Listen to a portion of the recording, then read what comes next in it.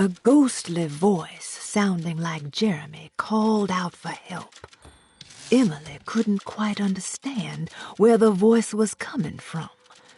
It somehow seemed to be a part of the place itself.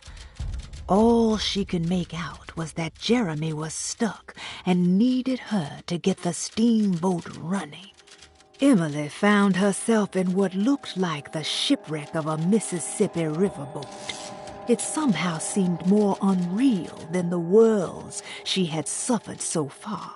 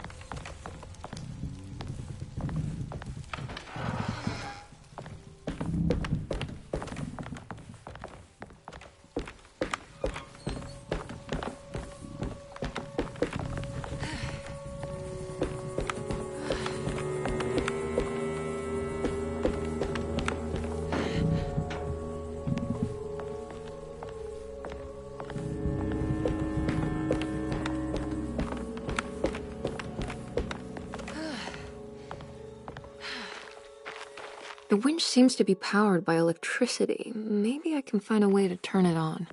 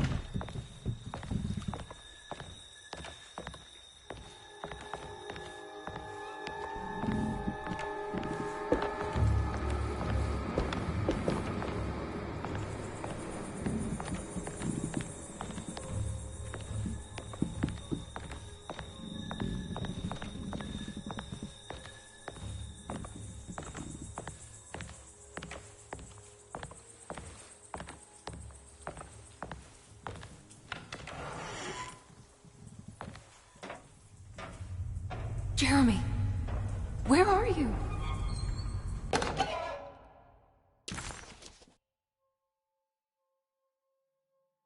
There are many ways to cross a threshold. The easiest one is being invited. A door swung open, leading you inside. Another is sleep, hypnosis, or even sudden fright. There are those who fold spaces that challenge Mobius, or jump through angles that defy Euclid. If you learn to properly use your talisman, you could go anywhere. You wouldn't even need to rely on the fluttering wings of the shrieking Byakis.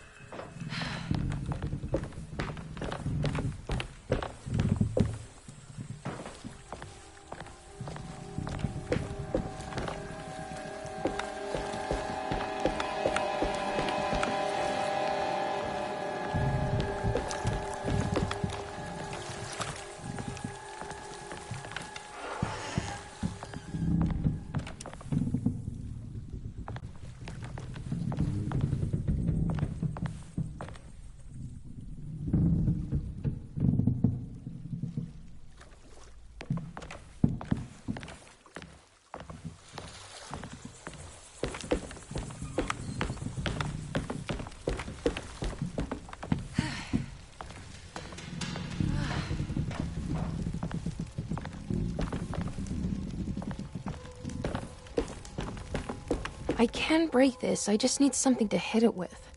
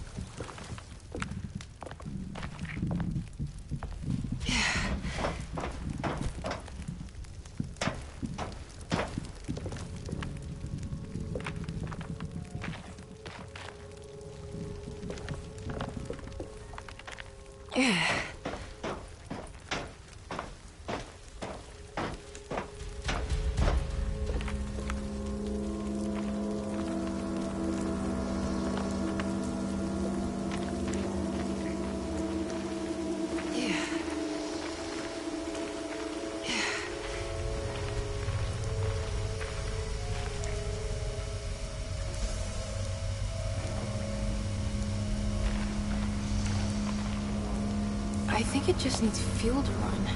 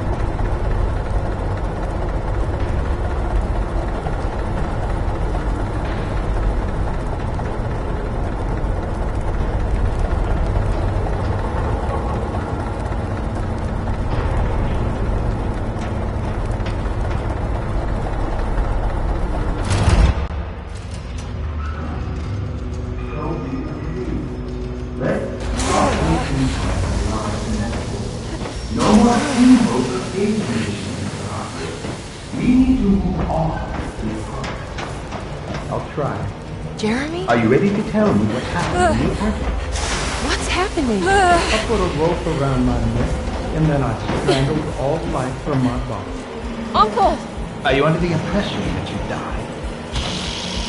Yes. No. I was supposed to die. What does that mean to you? That you were supposed to die? I'm the catalyst. I had to die to make the story happen. What story?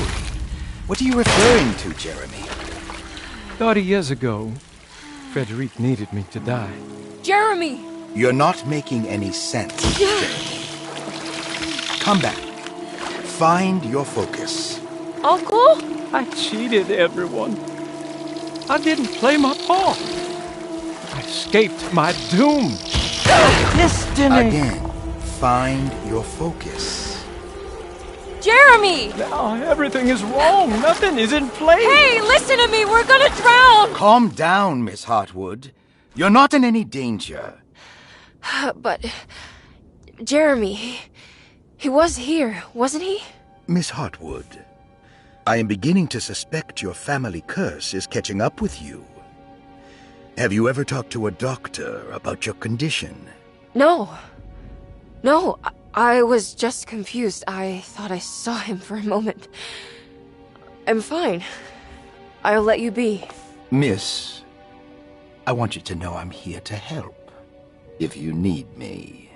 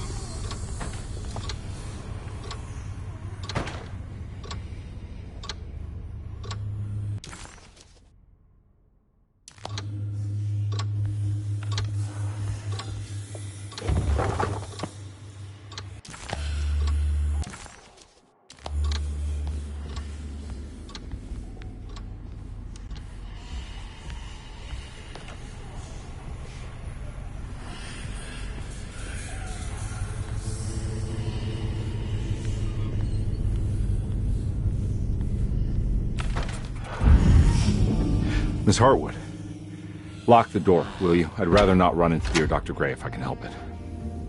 This feels strange. So very strange.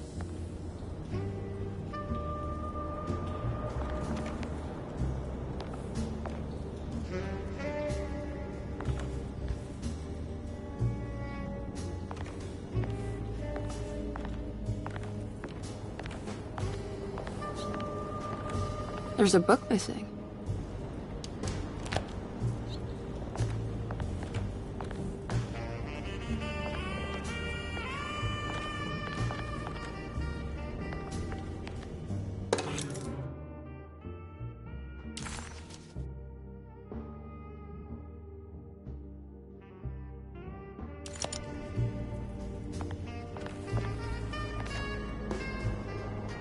You okay?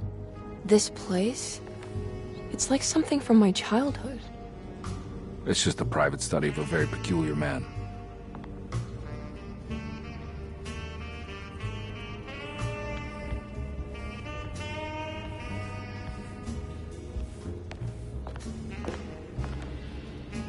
I think this is it. I'm properly mad. Well, you should be. Dr. Gray's playing with fire. Derceto's a powder keg of loonies, all ready to play their part in a murderous cult.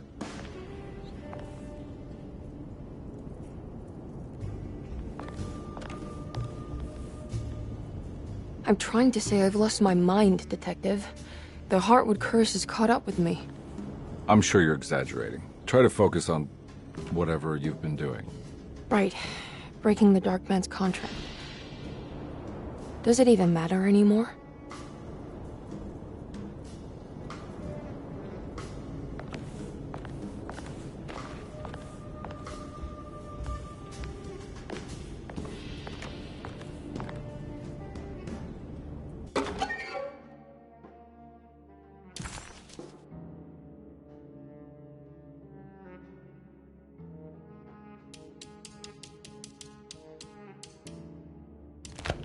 What's this?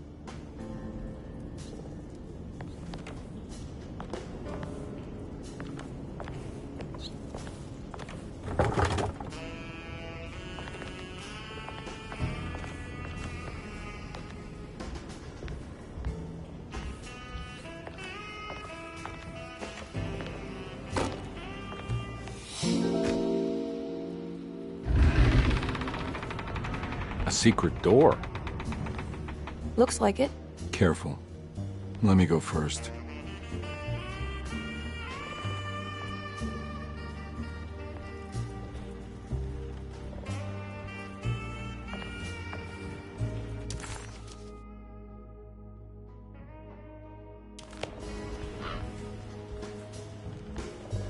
Now we're talking. Great job, Emily.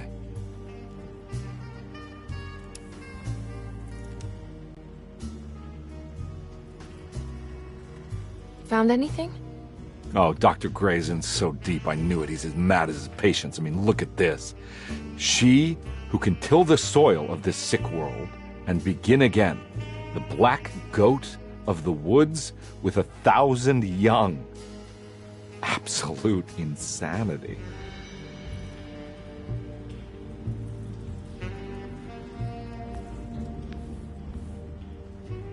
I have the strangest sensation that this is somehow Jeremy's room. What? No. This is Dr. Gray's private quarters.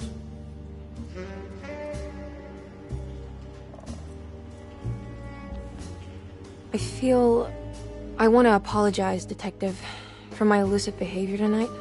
I'm glad you haven't given up on me and my uncle yet. Ah, you got nothing to apologize for. In fact, you've been out of my hair for most of the evening, you're self-reliant, and you've been helping with your own particular brand of investigation. As far as I'm concerned, you're an exemplary client. Thank you, Edward. Mr. Carnby.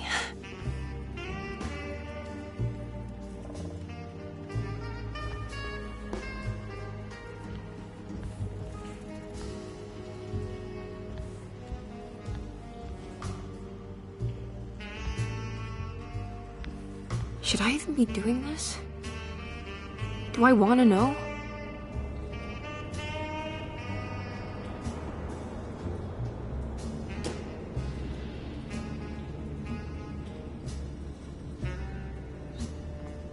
Jesus Christ, why would you paint this, Jeremy? What on earth possessed you?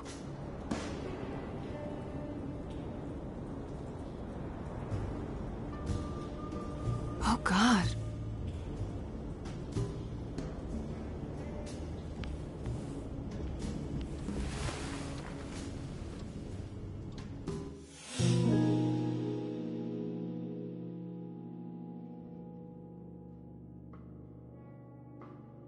I can't believe I didn't see that before.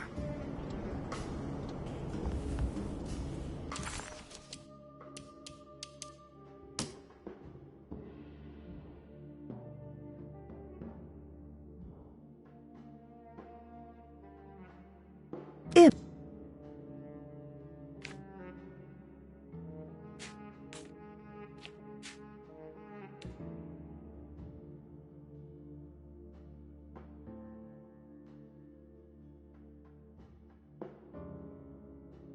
Emily felt detached, as if watching herself from across the room, awkwardly attempting to help Detective Conby solve the case of her missing uncle. What was happening to her? And why did this place feel so familiar?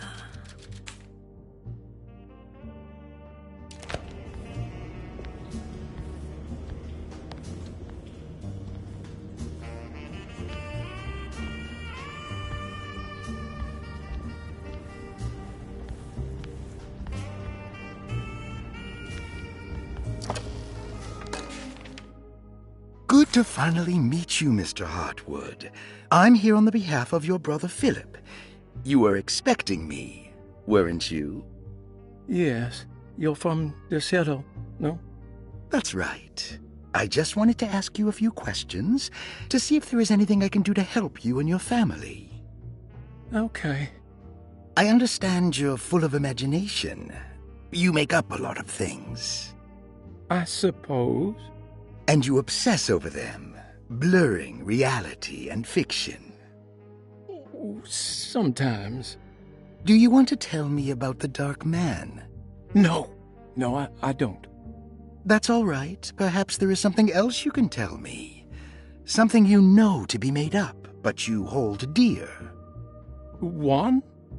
John? Who's John? No, Juan Luis Jorge. Oh, wait there a moment. Here, take a look. Is he... Oh, he is the author. It's a magnificent book. Life-changing even. The real Juan is long dead, but I like to think of him as my friend. My most beloved friend. I see. Do you often do this? Fantasize about people you read about? No. Well, there is Jacob. Who is Jacob? Turn to the last page. Oh, it's a newspaper article. The Prisoner of Ice, Jacob van Ostad. Is he also your beloved friend? Oh, no, Doctor. Not at all. He is the fire that fights fire. Yes, I think it's clear your overstimulated imagination, this mania, needs to be tempered for you to live a normal life. I know your family calls it the Hartwood curse, but I want you to know that there is nothing supernatural about your condition. It's all inside your head. And with that, I'm very qualified to deal with. In time, you will be cured. In time. Yes, in time we will exorcise all your demons, all the dark men. Yeah! Please, Mr. Hartwood, calm yourself. What happened? Oh, don't you worry your little head about it, Miss Hartwood. Your uncle and I just had our first breakthrough.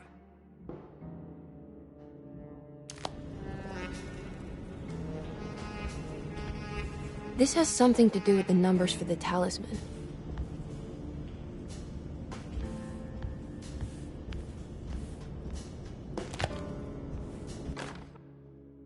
The Snake Dagger, a monograph by Yael Klein.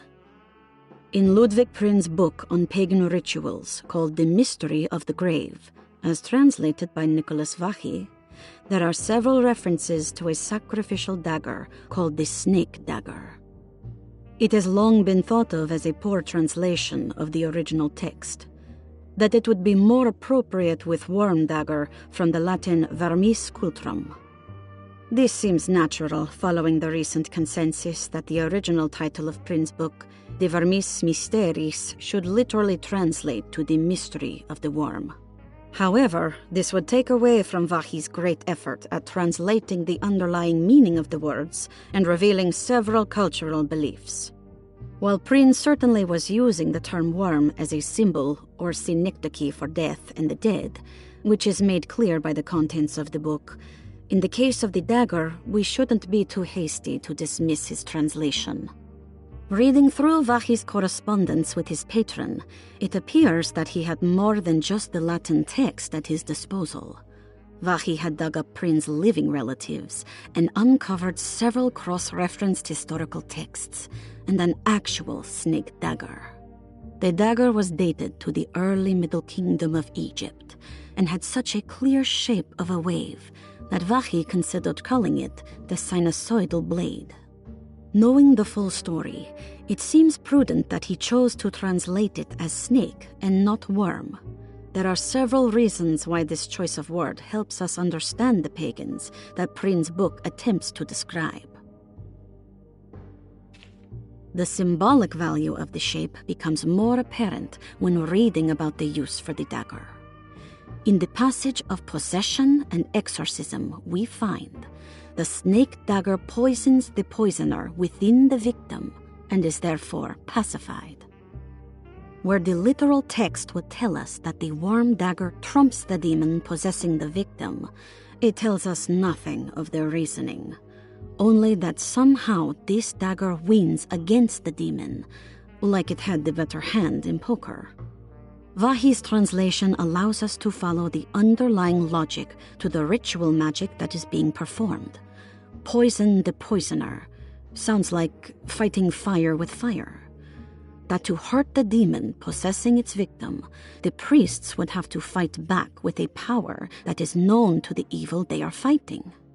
The snake dagger is therefore not only a good way to describe its form, but it also helps us understand how it could be thought of as a useful tool for exorcism. Finally, it also helps us understand their relationship to lunacy, that it was thought of as something poisoning the mind rather than controlling it. What is also interesting to note is that the possessed are always considered poisoned in their head and not their heart. The snake dagger always went to the eye of the possessed, leaving them partially blind, if they had the good luck to survive.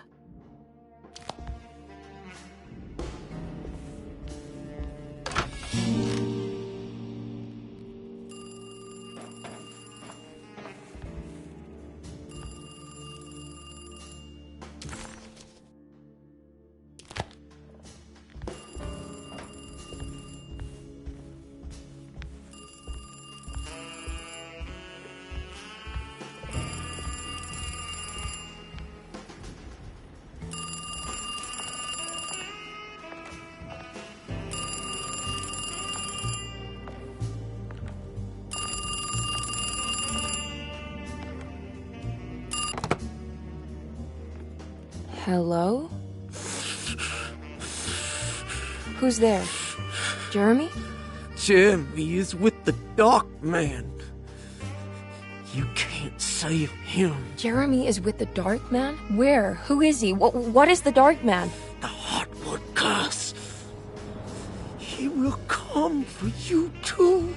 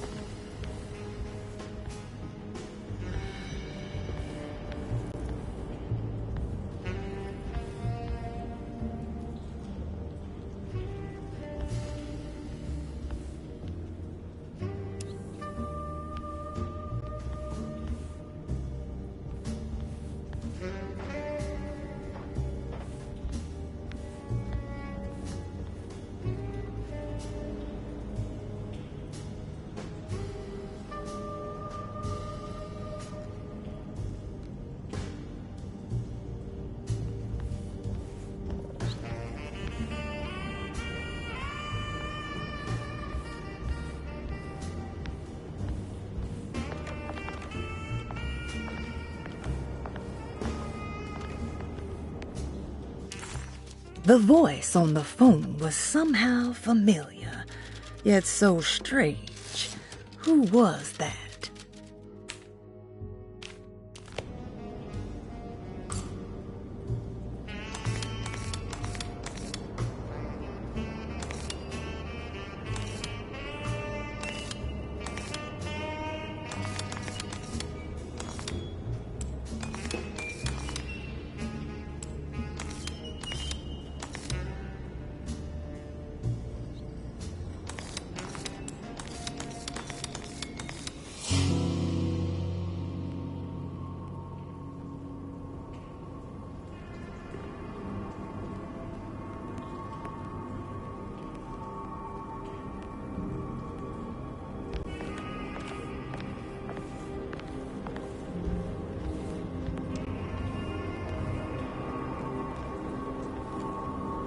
You heard the telephone ring, right? No, the telephone's cut off.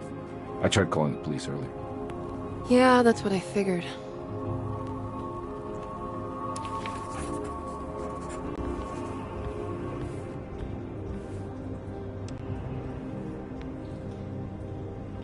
Hey, Mr. Carnby? What? Nothing, right? It's a closet? That's right, Detective. I'll see you later. I have to finish this. You're going inside the closet? I know what it looks like, but I can't explain it, much less justify it. All right. You do what you have to do, miss. Goodbye, Detective.